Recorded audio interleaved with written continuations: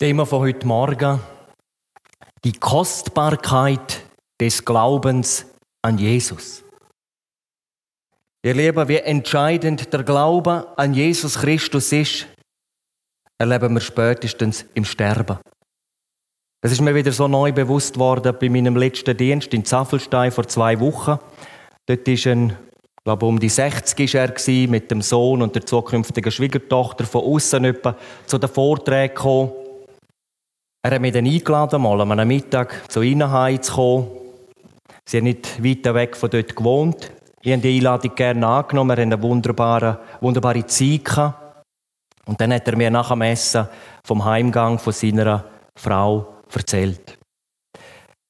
Dann hat er mir gesagt, wenige Tage bevor sie verstorben ist, hat sie gesagt, ich sehe den Strom des Lebens. Einmal sage ich nochmal eine ganz andere Aussage über ihre Lippen gekommen, wo er bei ihr war, sagt, warum muss sie für ewig brennen?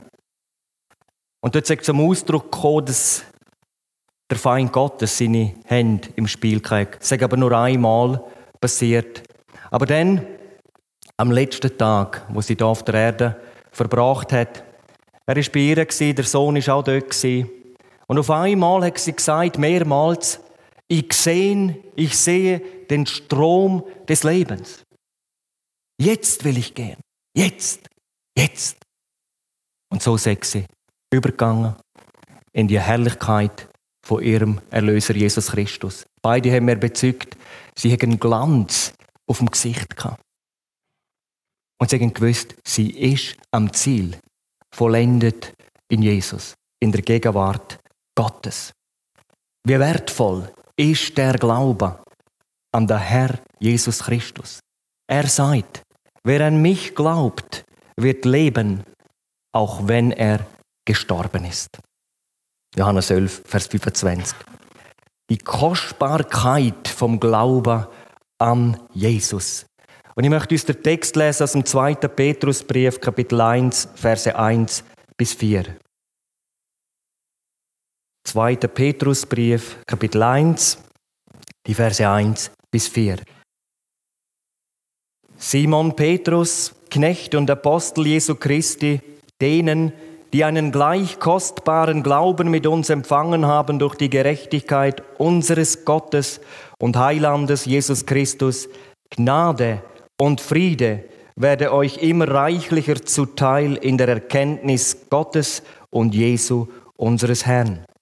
Vers 3, da seine göttliche Kraft, Dynamis steht dort im Grundtext, uns alles zum Leben und zur Gottseligkeit, Eusebeia, man könnte sagen zum Wandel in der Gottesfurcht, geschenkt hat, durch die Erkenntnis dessen, der uns berufen hat, durch seine eigene Herrlichkeit und Tugend, durch die er uns die kostbaren und größten, Megistos, griechisch Superlativ, Verheißungen geschenkt hat, damit ihr durch sie Teilhaber der göttlichen Natur werdet, die ihr dem Verderben, das durch die Begierde in der Welt ist, entflohen seid. Erstens, der Glaube an Jesus ist ein kostbarer Glaube. Er ist darum so einzigartig, weil er sich von allem anderen unterscheidet, was sich Glauben nennt. Buddha ist tot, Mohammed ist tot, Konfuzius ist tot, alle Religionsstifter sind gestorben, aber Jesus lebt. Wir haben einen lebendigen Heiland. Er ist nicht im Tod geblieben, sondern er hat die Macht vom Tod gebrochen. Und er ist heute da in seiner ganzen Macht und Liebe durch den Heiligen Geist. Schmecket und seht, wie freundlich der Herr ist, wohl dem, der auf ihn trauet. Steht im Psalm 34, Vers 9. Niemand kann von Jesus reden, wo ihn nicht geschmeckt hat. Aber ihm zu schmecken ist das Beste, was es gibt. Man kann Jesus sogar essen. Man kann ihn trinken. Geistliche Bedeutung. Er ist das geschriebene Wort. Er ist selber das Brot des Lebens und er gibt das lebendige Wasser. Er sagt, wer an mich glaubt, wird nicht mehr hungern und wird nimmer mehr dürsten. Johannes 6, Vers 35. Hast du Jesus geschmeckt? Wenn nicht, dann musst du dich beeilen. Denn schon bald erschallt die Posaune und die Gemeinde wird entrückt werden. Und dann ist auf der einen Seite grosse Freude und auf der anderen Seite grosse Traurigkeit. Der Petrus redet im Text, im Vers 1, vom gleich kostbaren Glauben, wo alle an Jesus Gläubigen empfangen haben. Es ist der gleich kostbare Glaube, den er selber hat. Das griechische Wort Isotimos kommt nur ein einziges Mal im Neuen Testament vor, aber es gibt noch andere Adjektive mit dem gleichen Wortstamm, die auch mit wertvoll und kostbar übersetzt werden. Das eine ist Entimos. Kommt 5-mal vor, kann man übersetzen mit geehrt, kostbar, wertvoll. Wir haben es vorher gehört in der Einleitung von unserem Heinz. Petrus hat das Wort gebraucht im Blick auf Jesus als dem kostbaren Eckstein. Der Eckstein hat eine trägende Funktion, ist aber auch Verbindungsstein mit verschiedenen Bauteilen. Der Petrus sagt im Kapitel 2, Vers 6, 1. Petrus, und das ist ein Zitat aus dem Alten Testament, Jesaja 28, Vers 16, siehe, ich lege in Zion einen auserwählten, kostbaren Eckstein, und wer an ihn glaubt, wird nicht zu Schanden werden. Auf der anderen Seite warnt der Herr Jesus selber in Matthäus 21, Vers 44, bei all denen, wo kein lebendiger, gelebter Glaube an ihn einmal gefunden wird, er sagt, die werden zerschmettert werden. Wenn man nur schon bedenkt, dass so ein Steinli aus der Steinschleuder von dem David an einem riesen Goliath eigentlich das Leben gekostet hat. Der ist umgekehrt, der ist tot gewesen. Wie wird es sein, wenn der Eckstein auf einen Mensch fallen wird? Jesus sagt in Matthäus 21, Vers 45, auch wenn der Eckstein fallen wird, den wird er zermalmen. Nochmal ein Adjektiv im Grundtext.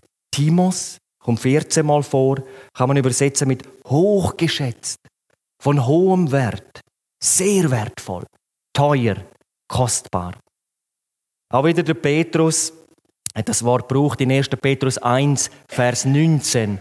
Dort steht, ihr seid nicht erlöst worden, losgekauft worden mit vergänglichem Silber oder Gold, sondern mit dem kostbaren Blut Christi, als eines Lammes ohne Fehler und ohne Flecken. Und ihr Lieben, es gibt so viele Kostbarkeiten, wo uns durch das Blut Jesu zuteil worden ist. Das Blut Jesu beweist, Gott liebt der Sünder. Wenn wir auf das Kreuz schauen und wenn wir sehen, Jesus hat ja nicht sterben müssen, er war ja ohne Sünde gewesen. Aber er war bereit gewesen, den qualvollen Weg zu gehen. Siehst du ihn? Siehst du die für dich durchbohrten Hände an dem Kreuz? Siehst du die für dich durchbohrten Füße? Siehst du ihn? Und einfach die Frage an dich ist, kannst du nach Golgatha blicken und auch nur einen Moment zweifeln, dass Gott die Menschheit liebt? Dass er dich lieb hat? Das Blut Jesu hat die reinigende Kraft, dass es augenblicklich Sünde wegnimmt, wo bereut und vor Gott bekannt wird. Ich erinnere mich an eine Evangelisation. Ich habe im Vorfeld einmal bei einem Päckchen auspacken im Missionswerk, das hatte so eine Plastikfolie gehabt. Ich habe nicht gemerkt, dass mir so ein Plastikspieß in den Finger ist. Das habe ich am Anfang nicht gemerkt. Aber es hat angefangen zu entzünden. Und während der Evangelisation ist mir das echt ein Problem geworden. Ich habe dann einen Hausvater dort gehabt, oder einfach einen Gastgeber, der hat gesagt, ja, ich kann dir das einmal rausschneiden, dann können wir schauen. Und ich gesagt, ja, lieber nicht. Die haben dann eine Zugsalbe einmal drauf da und nochmal und nochmal. Und dann habe ich auf einmal gesehen, ein Pünktchen, und dann habe ich da mal gedrückt und plötzlich ist der Spieß rausgekommen. Was für eine Wohltat ist, wo der draussen war. Und so reinigt das Blut Jesu von Sünde. Auch wenn wir gläubig sind, kann etwas uns so drücken, so abdrücken, und dann ist es eine Wohltat, wenn wir es einmal Jesus bekannt haben. Dann ist es weg. Das Blut Jesu verleiht uns auch Kraft zur Überwindung von der weltlichen Lust, von der Begierde von dieser Welt, die Überwindung vom Bösen und von der Sünde. Offenbarung 12, Vers 11. Dort werden die Erlösten dargestellt vor dem Thron Gottes und sie sind dort steht, weil sie überwunden haben durch das Blut des Lammes. Der Glaube an Jesus ist darum so ein kostbarer Glaube, weil er ein seligmachender Glauben ist, der uns in den Himmel bringt. Im Blick auf die Ewigkeit sagt er Petrus in 1. Petrus 1, Vers 6 und 7, dann werdet ihr euch jubelnd freuen, die ihr jetzt eine kurze Zeit, wenn es sein muss, traurig seid, in mancherlei Anfechtungen, damit die Bewährung eures Glaubens, der viel kostbarer ist als das vergängliche Gold, das doch durchs Feuer erprobt wird, Lob, Ehre und Herrlichkeit bei der Offenbarung Jesu Christi. Zweitens, die Wichtigkeit, dass wir Klarheit haben über unseren Glauben an Jesus. Ihr Leben in unserer Zeit ist es von grösster Wichtigkeit, dass ein Gläubiger Klarheit hat, was die Bibel über den Glauben an Jesus sagt.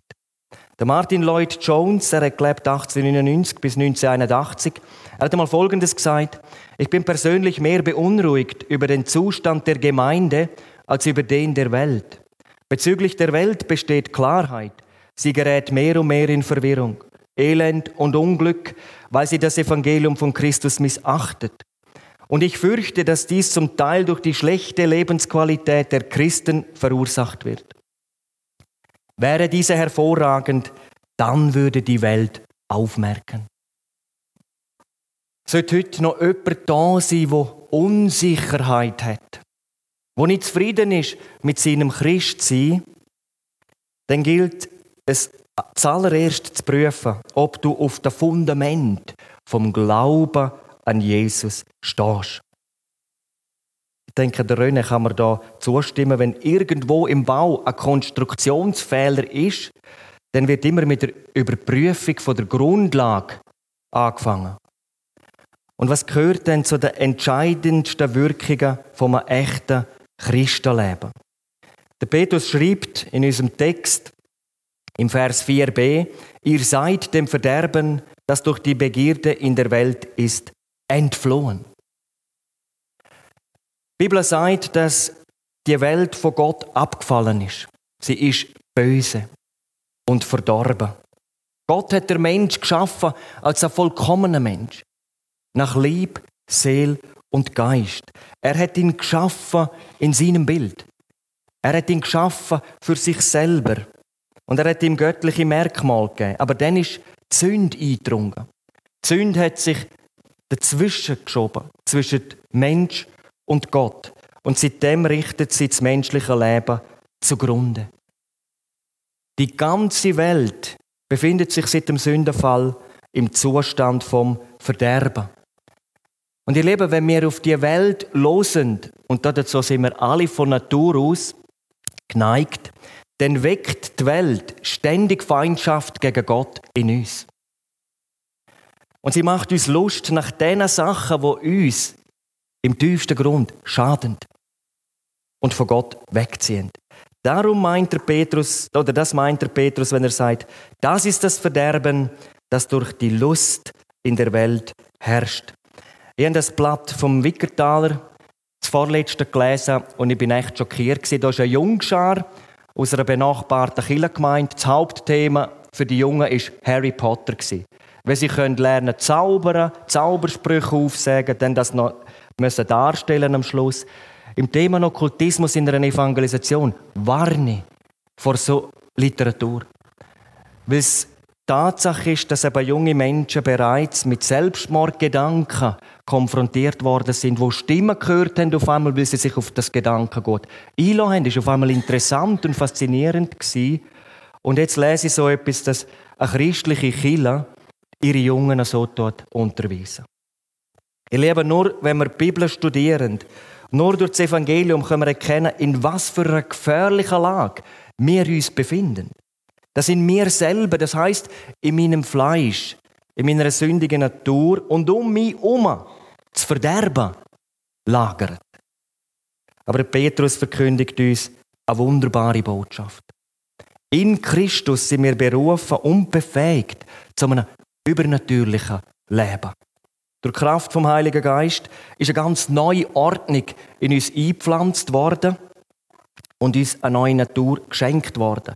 Seine göttliche Kraft wirkt in uns, sie formt und gestaltet uns bis wir dann den endgültigen Zustand, die Verherrlichung bei ihm erreicht haben. Das ist dann, wenn wir am Ziel sind. Wir kommen zum dritten Punkt. Echter Glaube an Jesus bewirkt, dass wir so werden wie Jesus. Nochmal. Echter Glaube an Jesus bewirkt, dass wir so werden wie Jesus. Der Petrus sagt das so, dass uns die grössten, nochmal Megistos ist ein griechischer Superlativ, und die kostbarsten Verheißungen geschenkt sind. Und das, ihr Lieben, ist eine der bemerkenswertesten und erstaunlichsten Aussagen im ganzen Neuen Testament. Der Petrus bringt auch damit zum Ausdruck, dass der Christ göttliche Wesenszüge entwickelt. So wie der Petrus echtes Christsein schildert, werden im Christ Charakterzüge Gottes gefunden. Er gleicht Christus, göttliches Leben wird in ihm gesehen und göttliche Lebensqualität in ihm bildet. Mir ist nicht nur vergeben. Ich bin eine ganz neue Kreatur. Ich bin Teilhaber von der göttlichen Natur, ein neuer Mensch. Und das soll natürlich in dieser Welt sichtbar werden. Ich lese nochmal die Verse 3 bis 4, 2. Petrus 1. Da seine göttliche Kraft uns alles zum Leben und zur Gottesfurcht geschenkt hat, durch die Erkenntnis dessen, der uns berufen hat durch seine eigene Herrlichkeit und Tugend, durch die er uns die kostbaren und größten Verheißungen geschenkt hat, damit ihr durch sie Teilhaber der göttlichen Natur werdet, die ihr dem Verderben, das durch die Begierde in der Welt ist, entflohen seid. Die kostbaren und grössten Verheißungen, die uns geschenkt sind, wenn wir jetzt einmal noch näher betrachten. Erstens, vor allem Vergebung. Vergebung. Wer an Jesus glaubt, Johannes 3, Vers 18, wird nicht gerichtet. Römer 8, Vers 1, so gibt es jetzt keine Verdammnis mehr für die, welche in Christus Jesus sind. Ich könnte jetzt fast endlos im Blick auf Vergebung die kostbaren und grössten Verheißungen aufzählen, wo jeder empfängt, wo erkennt, wie verloren, von Gott abgefallen und schuldig er vor Gott ist. Aber was für eine gnädige Verheißung. Es ist alles vergeben. Und was die göttliche Vergebung auslöst und was für eine Macht sie hat, dürfen wir gerne einen Zettel draussen mitnehmen. Das ist ein beeindruckendes Zeugnis von der Corrie ten Boom. Sie hat einmal einen Vortrag gehalten. Das war ja im KZ, holländische Christin. Wir müssen miterleben, wie einige von ihren Familienmitgliedern umgebracht worden sind, umgekommen sind im KZ. Und nach einem Vortrag sagt sie, sei so einer auf sie zugekommen und sie hat ihn sofort erkannt. Das war so ein Wächter. Er war immer mit dieser Jagdpeitsche unterwegs. Und dann hat er ihr gesagt, ich bin Christ geworden. Können Sie mir vergeben? Und sie beschreibt, dass das Blut sei ihr fast gefroren. Ein unheimlicher Kampf, sagt sie. Aber was sie dann Grossartiges erlebt hat, dürfen wir gerne dann selber lesen. Draussen hat es einige Kopien. Wir kommen zu der zweiten kostbaren Verheißung. So gross die Tatsache von der Sündenvergebung auch ist, und sie ist überaus gross, sie kann unsere alte Natur nicht umwandeln. Was gilt es denn zu tun? Die zweite ganz grosse Verheißung steht in Johannes 1, Vers 12. Allen aber, die Jesus aufnahmen, denen gab er Vollmacht, Gottes Kinder zu werden. Das sind die, die von Gott geboren sind. 1. Petrus 1, 23. Ihr seid wiedergeboren, nicht aus vergänglichem Samen, sondern aus unvergänglichem durch das lebendige und bleibende Wort Gottes. Gott sei Dank. Das Evangelium sagt mir, dass ich von Neuem geboren werden kann, dass ich eine neue Natur empfange, dass ich ein neuer Mensch darf werden. Ist jemand in Christus, so ist er eine neue Schöpfung, eine neue Erschaffung, eine neue Kreatur. Das Alte ist vergangen. Siehe, ein ganz Neues ist geworden. Was für eine gewaltige Verheißung. Es war auch in Zafelstein und dort so wunderbare Begegnungen dürfen haben, wo ich selber so gesegnet worden bin. Dort war einer mit seiner Frau. Er hat mir erzählt, dass er in der Gefängnisarbeit in Polen mitgearbeitet hat, dass sie über Skype mit Schwerverbrechern können reden. Und dann haben sich auch solche bekehrt. Sie haben sogar Taufen durchführen. Ist bewilligt worden von der Gefängnisleitung. Und das war einer, das war so ein mächtiger, kräftiger Mann, das war einer der gefürchtetsten Leute im Bereich des Fußball. Er war in einer Gruppe, die die Fußballstadion unsicher gemacht hat. Er hat mehrere Tausend Euro pro Woche verdient, weil sich jeder gefürchtet hat vor ihm. Er hat im Drogenhandel mitgearbeitet. Aber eines Tages hat die Polizei ihn irgendwie überwinden und ins Gefängnis bringen. Und dort hat er die Botschaft vom Herrn Jesus gehört. Und er hat sich bekehrt. Er war Ausbilder in allen Kampftechniken, die es glaube ich, gegeben hat. Und der Mitarbeiter dort, eben der hier in Zafelstein war, der hat gesagt, der Händedruck war so sanft gewesen. Man hat sich eigentlich gefürchten von dem Muskelmann, aber er hat so sanft die Hand gehabt. Und dann hat er eben gesagt, wie dann ein paar andere Häftlinge gekommen sind und gesagt, du kannst alle Kampftechniken, du musst uns alles beibringen. Sagt er, nein, ich bin ein anderer Mensch. Ich bin nicht mehr der Alte, ich bin ein neuer Mensch. Und andere Zeugnisse habe ich gehört von ehemaligen Schwerverbrechern, die am Mord auf dem Gewissen hatten, aber dürfen Jesus finden und den Himmel buchen. Wir gehen einen Schritt weiter. So gross die Erfahrung von der neuen Geburt auch ist, es geht noch weiter. Wenn ich mal an dem Punkt von der Neugeburt angekommen bin, dann kriege ich mehr Licht und dann verstehe ich, wie viel Zeit ich verschwendet habe mit so unnützem Zeug. Was habe ich im Fernsehen geschaut früher? Ich habe meinen Fernseher gerade liquidiert, als ich mich bekehrt habe. Auf und ab Serien geschaut, weiss ich was. Ja, so viel Zeit nutzlos verschwendet. Aber wie viele haben sich so gewöhnt an das Unterhaltungsangebot der Welt, dass sie eben unbedingt, wenn sie jetzt Christen geworden sind, müssen die überwältigend grosse Verheißung wissen.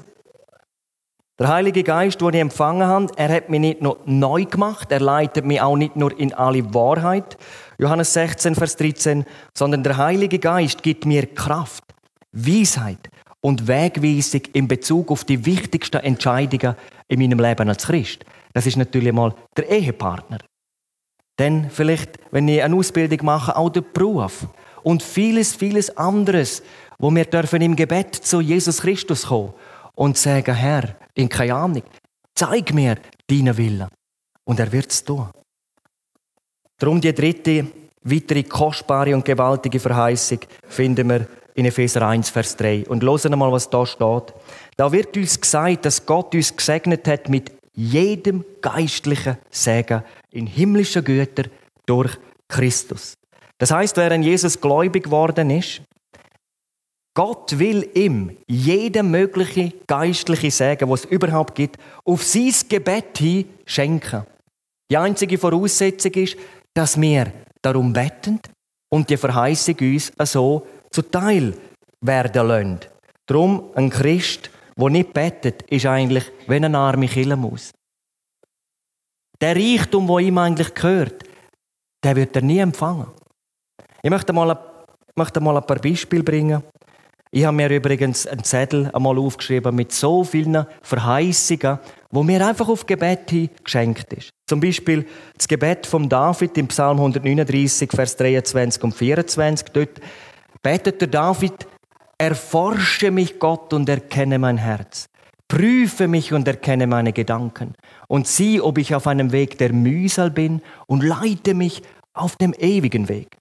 Das heißt, Gott erforscht mich auf mein Gebet, prüft mein Herz, meine Gedanken, tut die Sünde aufdecken und durch das Bekenntnis von Sünde befreien davon. Eine wunderbare Verheißung. Dem Psalm 25, Vers 4 und 5, dort lesen wir wiederum ein Gebet von David. Dort betet er: Deine Wege, Herr, tue mir kund, deine Pfade lehre mich, leite mich in deiner Wahrheit und lehre mich, denn du bist der Gott meines Heils, auf dich harre ich den ganzen Tag. Da erfahren wir, dass Gott uns auf unser Gebet hin seine Wege zeigt und seine Pfad führt und uns in seiner Wahrheit leitet. Ich könnte jetzt eine ganze Liste weiterführen von diesen kostbaren und grössten Verheißungen. Wir würden feststellen, dass wir sie empfangen, wenn wir dafür beten. Ihr Lieben, wer im Glauben an Jesus lebt und Gottes Ehre über alles setzt, der wird ein erfülltes Leben führen. Durch all die Jahre, bis er dann zum Herr kommt. Und Jesus wird auch immer mehr Gestalt an ihm zum Ausdruck bringen. Und dann wird das auch in seiner Umgebung sichtbar werden. Ich möchte mal ein Beispiel nennen, der Eric Liddell. Vielleicht habt ihr den Namen schon mal gehört. Eric Henry Liddell. Er war Sohn von einer schottischen Missionarsfamilie. Sie haben mehrere Kinder. Sie sind dann aus der China-Mission für ein Jahr in der Heimat, Urlaub, zurückgekommen. Und dann nach einem Jahr sind sie wieder gegangen, aber ohne den Eric und seinen Bruder. Der musste im Internat bleiben. Und aus dem schmächtigen kleinen Bub ist ein sportlicher junger Mann geworden. Das ist daran gelegen, dass er 4-mal in der Woche trainiert hat. Im Sommer Cricket, das ist etwas Ähnliches wie Baseball, und im Winter Rugby. Und was er ganz Besonderes können, schnell laufen. Er hat an vielen Wettkämpfen teilgenommen, wo er fast alle gewonnen hat. Doch es war ihm nie wichtig, von anderen bewundert und bejubelt zu werden. Er wollte Gott gefallen.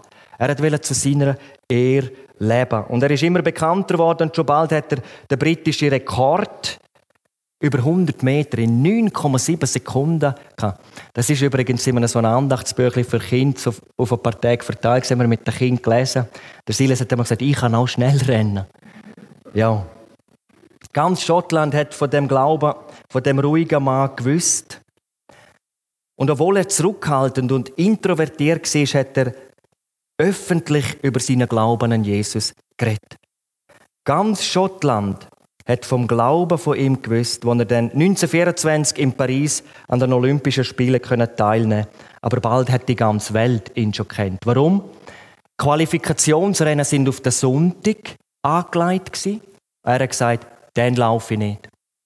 Diesen Tag gehört Jesus Christus.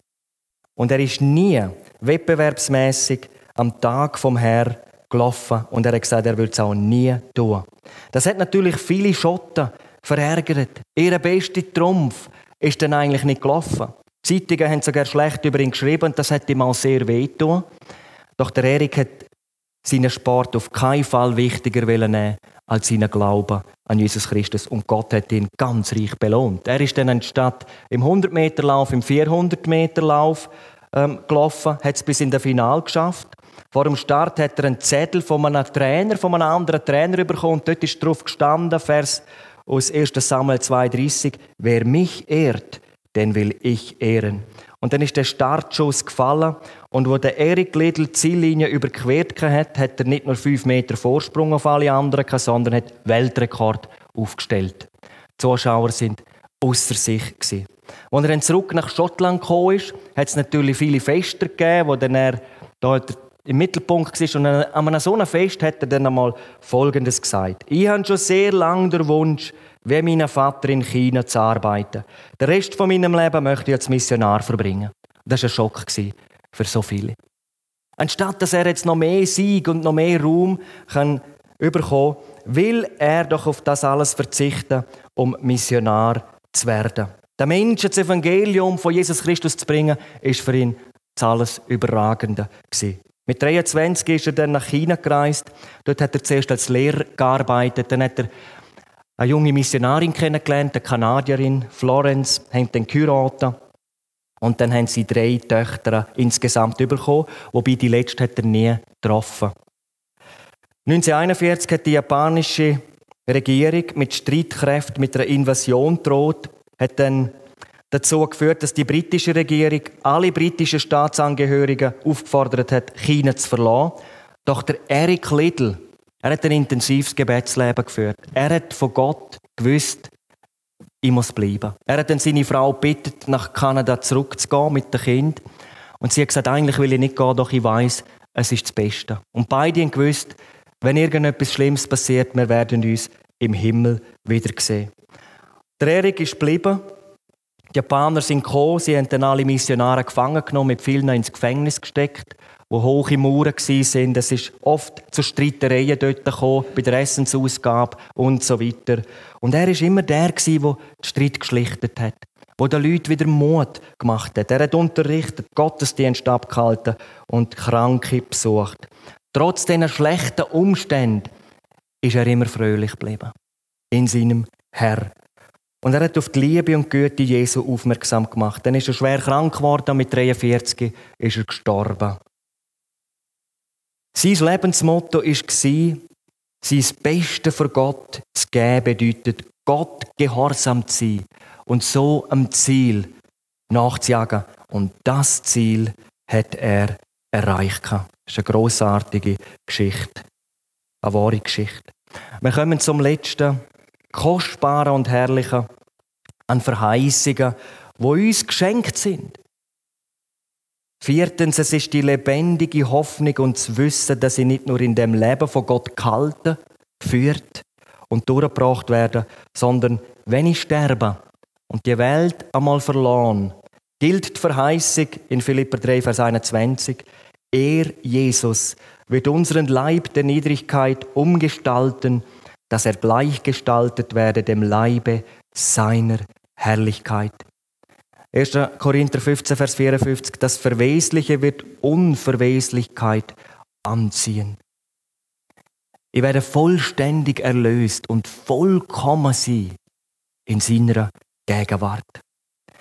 In dem wunderbaren Lied heißt es, wenn nach der Erde Leid, Arbeit und Pein, ich in die goldenen Gassen zieh ein, wird nur das Schauen meines Heilands allein Grund meiner Freude und Anbetung sein. Im Refrain, das wird allein Herrlichkeit sein. Wenn frei von Weh ich sein Angesicht sehe, das wird dann Herrlichkeit, ja, Herrlichkeit sein. Willst nicht auch du alles Erdenkliche aus deinem Leben hier auf dieser Erde rausholen und zur Ehre Gottes, zur Ehre Jesu leben? Kommen wir zurück zum Anfang. Ich habe euch erzählt von dem Glaubensbruder in Zaffelstein, der vom Heimgang von seiner Frau geredet hat. Sie hatte eine Krebserkrankung gehabt. Sie haben eigentlich alles Mögliche probiert, haben immer geglaubt, der Herr kann ein Wunder tun. Sie ist dann in den Hospiz gekommen. Er hat mir das so erzählt. Dann ist das Telefon gekommen und durch die Art und Weise, wie mit ihm geredet wurde, hat er gewusst, ich muss sofort gehen. Er hat seine Arbeit stehen lassen, ist gekommen und dann sagt es so, er reagiert nicht einmal mehr die Hand heben. Das Endstadium mit der Stase auf der Haut, es war für sie so schmerzhaft gewesen. Das war auch für ihn ganz schlimm gewesen. Und für den Sohn. Aber dann sagen die Worte über die Lippen gekommen. Ich sehe den Strom vom Leben. Ich will jetzt gehen. Jetzt. Jetzt. Und wie sie dann übergegangen sind, und der uns sind alle Tränen runtergelaufen. Wie sie dann übergegangen war, hat er gesagt, und ich habe sofort gewusst, jetzt ist sie befreit. Jetzt ist sie bei Jesus. Und ihr Gesicht hat gestrahlt. Und dann haben wir gesagt, ich bin so getrost. Ich weiss, es geht ihr jetzt gut. Und wir werden uns wiedersehen. Bei Jesus. Halleluja. Ich möchte mit uns beten. Ja, Herr, ich danke dir, dass wir durch den Glauben an dich, an dein Blut, an dieses Erlösungswerk vollkommen gerecht vor Gott stehen. Und dass du uns eine Kraft verliehen hast, ein neues Leben zu führen. Dass auch die Welt, die Umgebung um uns herum, sehen, der lebt anders. Und du wirkst durch das Zeugnis. Wir haben es gesehen von dem Eric Liddell. Du hast ihm Schnelligkeit gegeben und er hat sie zu deiner Ehre eingesetzt. Du hast auch uns Gaben gegeben und wir dürfen sie zu deiner Ehre einsetzen. Ganz besonders auch hier im Bibeltreff. In einer Mitarbeit, die wir von Herzen tun, aus Liebe zu dir und auch zu den anderen Geschwistern. Danke, dass wir so eine Gemeinschaft hier dürfen sein, Herr Jesus. Dass du der Mittelpunkt bist und dich darüber freust, wenn dein Wort verkündigt wird. Und ganz besonders, wenn wir auch heute an dieses Erlösungswerk denken, im Abendmahl, dass du in unserer Mitte bist, Ich lobe und preise dich von ganzem Herzen. Amen.